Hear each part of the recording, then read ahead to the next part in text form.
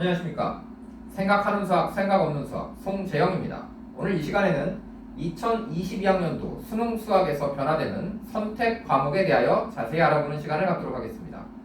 내용이 좀 길어서 앞쪽 영상에서는 선택 과목의 점수를 표현하는 방법, 즉 표준 점수를 구하는 방식과 조정 점수를 구하는 방식에 대해서 알아보도록 하고, 두 번째 영상에서는 그래서 실제로 점수가 어떻게 될 것인가, 구체적인 예를 살펴보도록 하고, 또한 선택 과목을 선택하는 기준에 대하여 명확하게 알아보도록 하겠습니다.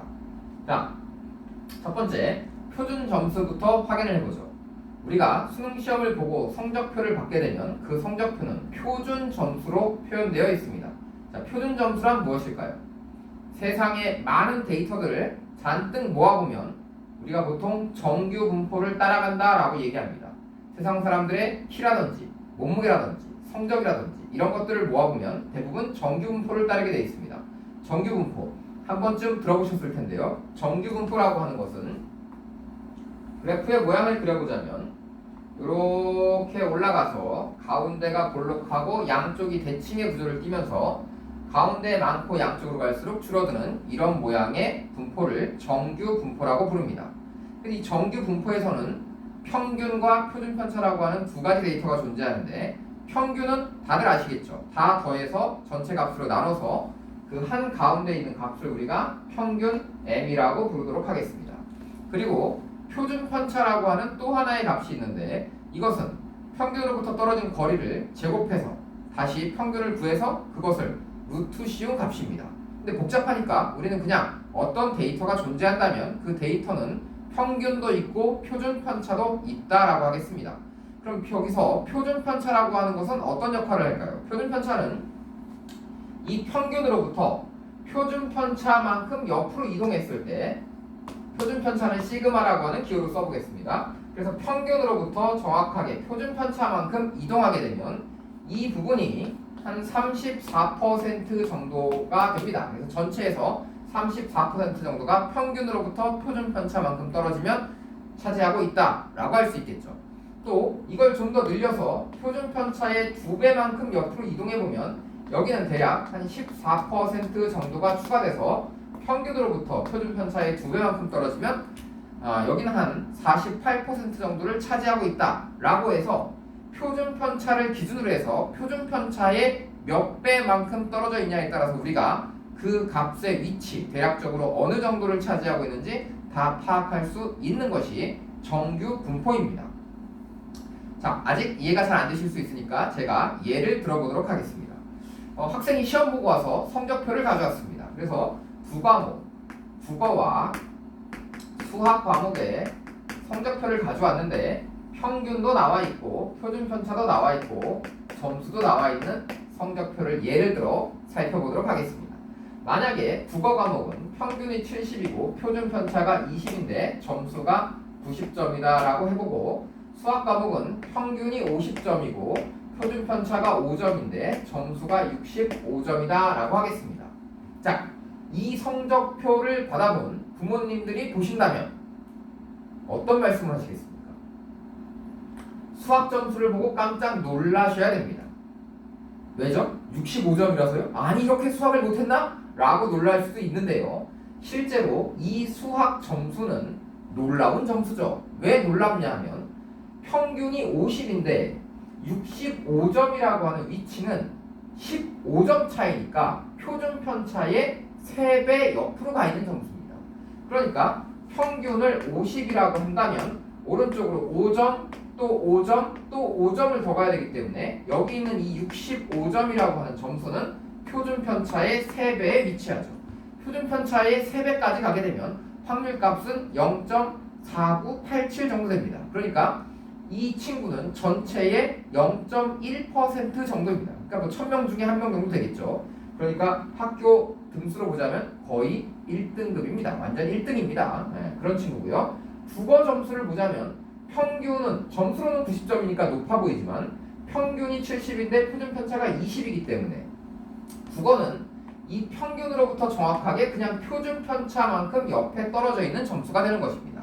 그래서 70점에다가 20점을 더해서 이 위치가 90점이다라고 한다면 이 친구는 전체 위에서부터는 16% 정도, 이 뒤로는 한 84% 정도의 학생들이 있다. 그러니까 우리가 학교에서 등급으로 따지면 약 3등급 정도 되는 등수에 해당하는 것입니다. 살짝 예를 들어보니까 이해가 되셨나요?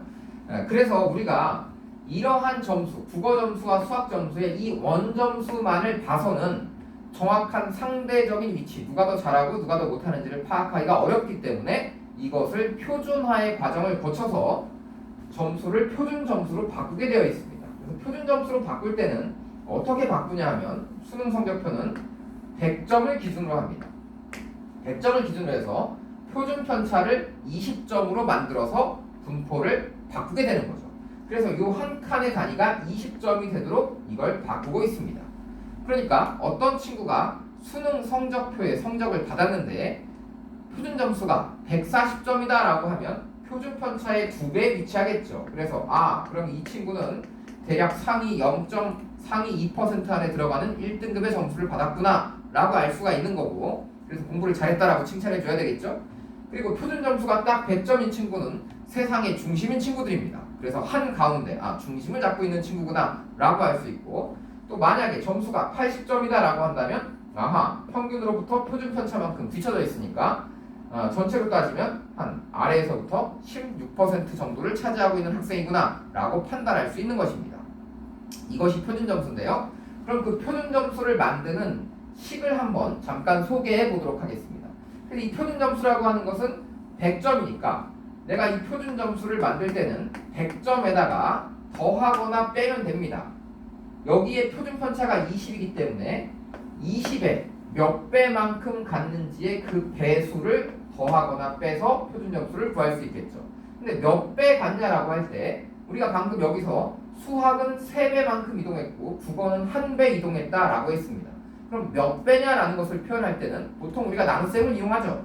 제가 10개 갖고 있고 이 친구가 5개 갖고 있으면 몇 배니라고 하면 10을 5로 나눠보면 2배다라고 알 수 있는 것입니다. 그래서 이 점수와 평균 간에 떨어진 값을 점수와 평균의 차이를 표준 편차로 나눠서 이게 표준 편차의 몇 배에 위치하고 있는지 알아보는 거죠. 그래서 65에서 50을 빼면 15니까 15를 3으로 나눠서 3배다 라고 하면 이 친구의 표준 편차는 100점을 기준으로 한다면 100점을 기준으로 표준 편차를 20으로 한다면 100에서 20만큼 3번 더해서 이때의 표준 점수를 구할 수 있습니다.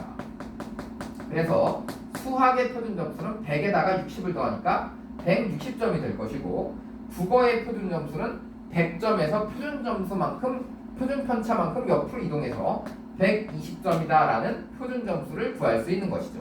이것이 표준 점수를 구하는 원리입니다. 그런데 최종적인 점수는 이렇게 표준화해서 100점을 평균으로 해서 표준 편차를 20점으로 바꿔서 구하게 되는데, 이번에 새롭게 등장한 조정 점수라고 하는 것이 있죠. 그래서 그 조정 점수에서는 뭔가를 왔다 갔다 변형을 시킵니다. 그래서 그 변형시키는 방법을 제가 다음 요 뒤에 얘기하기 위해서 잠깐 얘네들끼리 변형하는 것을 잠깐 얘기를 해드리고 싶습니다. 이게 무슨 말이냐? 국어 점수를 수학으로 바꾸거나 수학 점수를 국어 점수로 바꿀 수 있을까라는 얘기죠.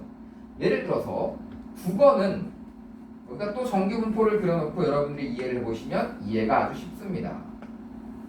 2개의 정규분포를 그려놓고 여기는 국어인데 국어는 평균이 70인데 표준 편차가 20이었습니다. 그래서 이 90점이라는 점수가 정확하게 표준 편차만큼 떨어져 있다라는 거였죠. 그러면 이 국어에서 90점을 받은 친구는 수학 점수라고 한다면 몇 점을 받았을까요? 라는 질문이죠. 그래서 국어에서 90점을 받은 친구는 평균으로부터 표준 편차만큼 떨어져 있으니까 그걸 수학 점수로 환산한다면 50점의 표준 편차가 5니까 이 친구는 수학 점수라면 55점일 것이다 라고 변환 점수를 만드는 과정이 새롭게 등장할 수 있다라는 얘기입니다. 그래서 이 변환 점수는 이 뒷부분에서 다시 설명드리도록 하고, 혹시라도 이게 이해가 안 됐을까봐 제가 한 가지만 더 예를 들어서 설명을 해보죠. 나이에 대해서 한번 예를 들어볼까요? 자, 나이입니다. 우리 한국 사람들의 평균 연령이 몇이죠? 80세? 90세? 그냥 우리 100세 시대니까 그냥 100세라고 해봅시다. 그래서 현재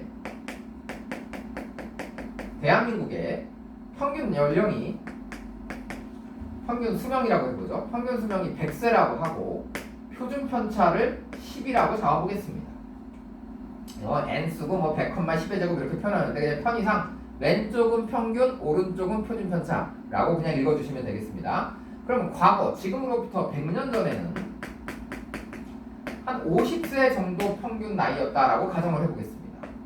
그리고 표준 편차는 5다라고 해보죠. 그러면 과거에 50세 평균만큼 살다 돌아가신 분은 현재 얼만큼 사실까요? 그럼 당연히 평균이니까 여기에 평균이 50이다라고 할 수 있겠죠. 다시 또 표준편 정규분포를 하나 그려놓고 정규분포를 2개 그려놓고 비교를 해보도록 하겠습니다. 여기는 현재는 평균이 100세입니다. 과거에는 평균이 50세였습니다. 이 분포의 그래프의 모양은 조금씩 다를 수 있는데요. 의미는 같습니다. 여기는 100이고 표준 편차가 100이니까 100부터 110까지 하면 여기가 34%가 들어있는 것처럼 여기는 50이고 표준 편차가 5니까 여기는 더 짧겠죠? 이 구간이? 그럼 이 구간이 짧은 대신 넓이가 같아야 되니까 얘가 더 위로 올라갈 겁니다. 그래서 이게 55까지의 이 넓이가 똑같이 34% 여기도 34%가 된다라고 하는 것이 정규 분포의 의미입니다. 그래서 정규 분포에서 그럼 과거에 55세에 돌아가셨던 분들은 현재로 온다면 몇 세까지 사실까요? 그러니까 이 위치는 현재 110의 위치와 같다라는 것입니다. 이것이 조정 점수를 만드는 원리입니다. 자, 그러면 과거에 60세 환갑 잔치까지 하고 표준 편차의 2배까지 사셨다, 장수하셨다라고 하시는 분들은 현재로 온다면 몇 세일까요? 그렇죠. 당연히 120세가 되는 것입니다. 그래서 이런 것들을 식으로 변형하고 싶습니다. 그래서 식으로 변형한다면 우리는 어떤 식을 쓸 수 있냐면 x-m을 나누겠죠. 그래서 이것은 예를 들어 60세다라고 하면 60세를 평균 50세로 나눈 다음에 표준 편차인 2로 나누니까 얘는 2배구나 라고 확인을 하겠죠. 그러니까 여기서의 2배에 위치하고 있다라고 한다면 그것을 똑같이 여기에서의 2배의 위치 값으로 바꿔주면 되겠죠. 그럼 어떻게 만들면 될까요?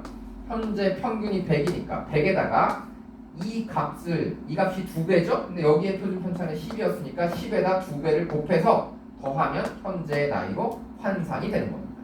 이것을 우리가 이제 앞으로 조정 선택 점수라고 부를 것입니다. 자, 그래서 여기까지가 이제 표준 점수와 표준화하는 방식이었습니다. 혹시 영상을 시청하시다가 조금 복잡하다 싶은 느낌이 드시는 분들은 잠시 멈춰놓고 복습을 하셔도 좋을 것 같습니다. 그럼 이제 이어서 수능에서 조정 점수를 어떻게 만드느냐를 살펴보도록 하겠습니다.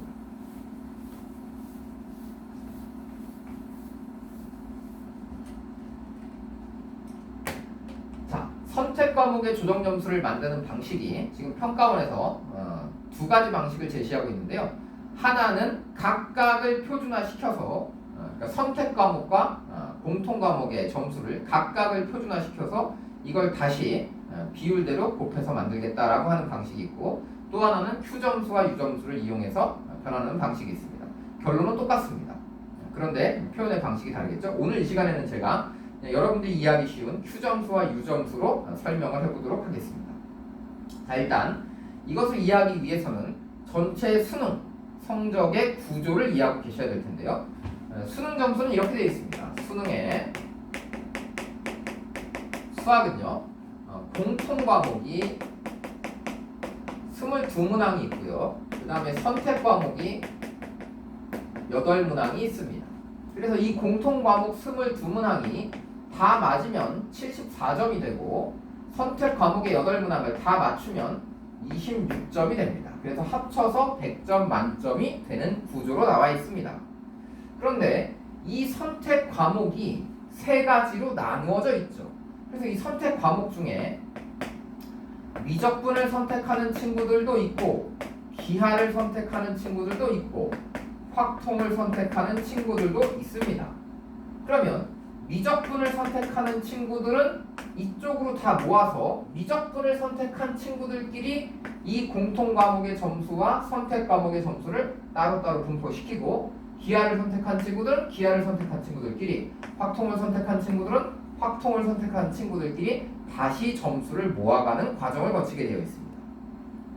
자, 왜 그러냐 하면 앞쪽에 있는 점수, 미적분이 어렵고 확통이 쉽다라고 했을 때, 만약에 미적분이 어렵게 나왔는데 여기서 시험이 어렵기 때문에 원래 점수가 불리하게 나왔고, 이 친구들은 시험이 쉬웠기 때문에 점수가 높게 나오는 것을 방지하기 위해서 이 앞쪽에 있는 점수로 이 점수를 환산해 나가겠다라는 겁니다. 그것이 조정 점수입니다. 자, 살펴보겠습니다. 최종적인 수능의 수학 과목의 원점수를 제가 Q점수라고 이름을 붙이겠습니다. 이렇게 Q점수라고 한다면 이 Q점수는 어떻게 구하는 것이냐? 그러면 이 X는 그냥 내 점수입니다. 그러니까 나의 최종적인 점수는 어떻게 되는 것이냐면 X라고 하는 점수, 즉 나의 이 앞쪽의 공통 과목의 내 점수입니다. 어떤 점수? 공통 과목의 점수입니다. 그래서 그 공통 과목의 점수에다가 선택 과목의 점수를 이런 과정을 통해서 조정해서, 이것이 조정된 선택 과목의 점수입니다. 그래서 조정된 선택 과목의 점수를 똑같이 74점 만점으로 바꾼 다음에 그것을 74분의 26을 곱해서 최종적인 나의 원점수를 만드는 것입니다. 그러니까 나의 원점수 중에 전체 74점을 차지하고 있는 이쪽 부분은 조정이 되는 것이 아니기 때문에 수원, 수투 공통 과목의 점수가 매우 중요하죠. 그러니까 수원, 수투를 일단 잘 보셔야 됩니다. 그리고 선택 과목의 점수가 있는데, 이 선택 과목의 원래 나의 선택 과목의 점수가 y입니다. 그런데 그 y에서 my를 빼고 거기에 표준편차로 나눴습니다. 이거 방금 전에 우리가 살펴본 식인데요. 뭐였죠? 그렇죠. 나의 선택 과목의 점수. 선택 과목이 총 26점 만점으로 나와 있는데, 그럼 그 26점, 나와 같이 내가 만약에 미적분을 선택했다라고 한다면 나와 같이 미적분을 선택한 친구들의 여기는 어떤 점수가 있겠죠. 평균이 있겠죠. 그래서 이 평균과 내 점수의 차이가 도대체 이 표준편차의 몇 배인가를 표현하는 식이 바로 이 식입니다. 그래서 이게 몇 배인지 따진 다음에 그 몇 배를 다시 이 mx로 바꾸게 되는데, mx라고 하는 것은 무엇이냐면 나와 같은 선택을 한 집단의 공통 과목의 평균입니다. 자, 이해가 되셨을까요? 이해가 당연히 안 되셨죠. 복잡하니까요. 그럼 이제 지금부터 설명을 듣고 따라와 보도록 하겠습니다. 자, 이렇게 보죠. 내가 미적분을 선택했는데 미적을 선택한 친구들의 공통 과목이 있고 선택 과목이 있다 라고 하겠습니다. 이것은 앞에서 예를 들었던 과거의 나이, 현재의 나이와 똑같은 개념입니다. 그러니까 이 공통 과목의 예를 들어 평균을 우리가 40점이라고 해봅시다. 그 다음에 표준 편차는 10점이라고 해보겠습니다. 그리고 선택 과목은 평균을 한 14점이라고 해볼까요? 그 다음 표준 편차를 똑같이 4점 이렇게 해보겠습니다. 그러면 여기는 지금 평균이 14점이고 표준 편차가 4점으로 이렇게 표현되어 있고, 여기는 평균이 40점인데 표준 편차가 10점으로 표현되어 있는 것입니다. 그러면 이때 내가 18점이라는 점수를 받았다라고 해봅시다. 이것이 내 점수입니다. 내가 18점을 받았다라고 한다면 나는 18점이니까 옆으로 표준 편차만큼 한 배 이동했구나 라는 것이죠. 그럼 내 점수는, 나의 이 조정된 점수는 원래 점수는 18점이었지만 일단 이쪽 집단으로 바꿔서 내 점수를 표준 편차의 한 배만큼 떨어져 있으니까 내 선택 과목의 점수를 평균 40에서 10을 더해서 내 점수를 50점으로 변환하겠다라는 것이 선택 과목의 조정 점수입니다. 그러니까 나의 점수를 나와 같은 과목을 선택한 이 앞쪽의 값으로 환산시키겠다라는 겁니다. 그래서 이렇게 환산을 시켜보니까 아니 이쪽은 만점이 26점이고 이쪽은 만점이 74점인데 그럼 여기 다 맞은 친구는 이쪽으로 옮겨가면 이쪽의 만점이 74점이 되지 않겠습니까? 네, 그래서 이쪽의 만점이 74점인데 요 점수도 만점이 74점이니까 이 점수를 다시 74분의 26을 곱해서 26점이 만점이 되도록 변환하는 과정을 거치고 있습니다. 그래서 이것이 나의 최종적인 원 점수가 되고요. 이 원 점수를 가지고 다 모아서 이제 이걸 선택하던 이걸 선택하던 이걸 선택하던 원 점수들을 다시 다 모아서 이걸 하나의 집단으로 다시 표준화해서 최종적인 나의 등급이 결정되는 구조입니다. 자, 이것도 역시 예를 들어서 우리가 살펴보도록 하죠. 방금 하나의 예각분은 보통 제가 수업하다 보면 이제 하나의 예각분은 잘 와닿지 않습니다. 그래서 이제 여러 개의 예를 들어서 하다 보면 자연스럽게 이해가 되죠. 자, 어떤 친구가 미적분 과목의 시험을 봤는데 미적분 과목은 앞부분은 평균이 공통 과목은 평균이 50점 표준 편차가 12점이고 그 다음에 선택 과목은 평균이 18점 표준 편차가 4점으로 표현되어 있습니다. 이 친구가 만점을 받았다고 해봅시다. 아, 우리가 만점 받았어요. 그래서 생각만 해도 기분이 좋죠? 만점을 받으면 공통 점수가 74점이 되고 선택 점수가 26점이 되는데 이 26점을 가만두지 않고 26점을 1로 일단 바꾸겠다라는 뜻입니다. 그래서 26점을 바꾸겠다. 무슨 말이냐? 그럼 똑같이 역시 정규분포 두 개가 필요하겠죠. 정규분포 두 개를 똑같이 또 그려놓고 설명을 해보겠습니다. 여기는 평균이 50점, 여기는 평균이 18점이라고 되어 있습니다. 근데 이게 선택 과목인데 선택 과목 표준 편차가 4인데 내 점수가 지금 26점입니다. 그럼 26점은 18점과의 차이가 8점이니까 표준 편차에 2배만큼 가 있구나 이 26점이 라고 한다면 나의 환산 점수는 여기서 몇 점일까요? 라고 하면 당연히 표준 편차가 10이니까 여기서 12 더해서 내 점수는 74점으로 바뀐다 이런 뜻입니다. 그래서 그 식이 바로 이 식입니다. 선택 과목의 점수를 원래 나의 선택 과목의 점수를 평균으로부터 몇 배 떨어졌는지 표준 편차에 몇 배 떨어졌는지 확인해서 그 배수만큼 공통 과목의 점수로 샥 바꿔버리는 거죠. 그러면 똑같이 점수가 74점으로 바뀔 겁니다. 그러면 이 점수도 만점이 74점, 여기도 만점이 74점, 그냥 더하면 148이라고 하는 놀라운 점수가 나오겠죠. 그래서 이 점수에다가 다시 74분의 26을 곱해서 얘랑 더한 최종 점수는 100점으로 표현이 되는 것입니다. 이것이 바로 선택 과목의 조정 점수죠. 여기까지 이해가 되셨나요? 그럼 이제 제가 다음 시간에는 이 바로 뒤에 있는 영상에서는 실제로 이러한 예들을 올해 수능 점수와 작년 수능 점수를 기준으로 해서 실제 점수가 어떻게 나올지에 대한 시뮬레이션을 같이 해보도록 할 겁니다. 자, 저도 이 식을 처음 보고는 이렇게 생각했습니다. 이 변환된 점수가 이 부분이 나와 같은 선택을 한 공통 과목의 평균이잖아요. 이게 공통 과목의 평균. 그러니까 나의 일단 74분의 26을 곱하기 2 이전에 이 점수가 높기 위해서는 나와 같은 선택을 한 친구들이 평균이 높았으면 좋겠다. 그 다음에 공통 과목의 평균은 내 점수가 높을 때 공통 과목의 평균은 낮았으면 좋겠다 라고 생각을 했습니다. 그러니까 당연히 공통 과목의 평균이 높다. 그러면 미적분 기하 확통을 선택하면 문과와 이과 중에는 당연히 이과가 지금까지 평균이 높았으니까 미적분이나 기하를 선택한 친구들이 공통 과목의 평균 점수가 높겠죠. 그리고 선택 과목은 미적분이 어려울 테니까 미적분의 점수가 낮겠죠. 이때 내 점수는 만점을 받았다고 가정해 봅시다. 그러면 미적분을 선택하는 게 당연히 가장 유리한 게 아닐까라는 생각을 잠깐 해봤습니다.